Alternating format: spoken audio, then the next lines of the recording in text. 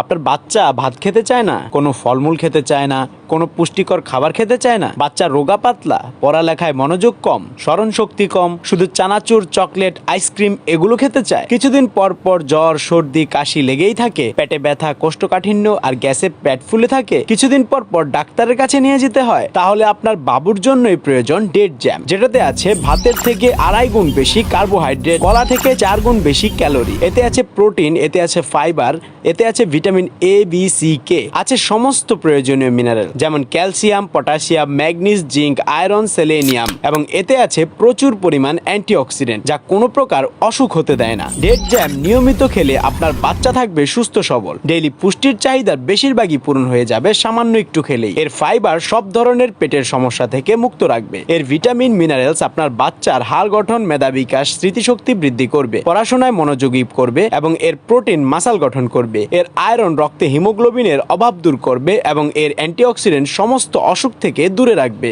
Date jam খেজুর ও বাটারের সমন্বয়ে তৈরি এক অসাধারণ স্বাদের ব্ল্যান্ড যা আপনার বাচ্চাকে যে কোনো ভাবে খাওয়াতে পারবেন। ডেট জ্যাম রুটি, পরোটা, পাউরুটি বা বিস্কিটে মেখেও খাওয়া যায়, দুধের সাথে মিশিয়ে দিলেও বাচ্চারা পছন্দ করে। সকালে বিকালে নাস্তায় বা স্কুলের টিফিনে ডেট জ্যাম একটি আদর্শ খাবার।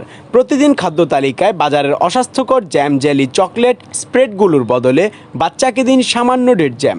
পরিবর্তনগুলো অল্প দিনের ভিতরেই নিজ চোখেই দেখতে পাবেন ইনশাআল্লাহ। ডেট জ্যামের মূল উপাদান খেজুর, যা আমাদের রাসূলুল্লাহ সাল্লাল্লাহু আলাইহি ওয়াসাল্লাম এবং সাহাবাদের ছিল প্রধান খাবার। তাছাড়া তারা তাদের দৈনন্দিন পুষ্টি, ভিটামিন, মিনারেলস ছোটবেলা থেকে বৃদ্ধ বয়স পর্যন্ত এই খেজুর থেকেই পেতেন। আমরাও সে সুন্নাহর আলোকে খাদ্যাভ্যাস গড়ে তুলতে পারলে আমরা এবং আমাদের পরিবারও উপকৃত হবে ইনশাআল্লাহ। ডেট জ্যাম অর্ডার করতে ইনবক্স করুন অথবা কল করুন 01755557771 এই নাম্বারে, অথবা আমাদের ওয়েবসাইট www.sunnadelight.com এ অর্ডার করুন।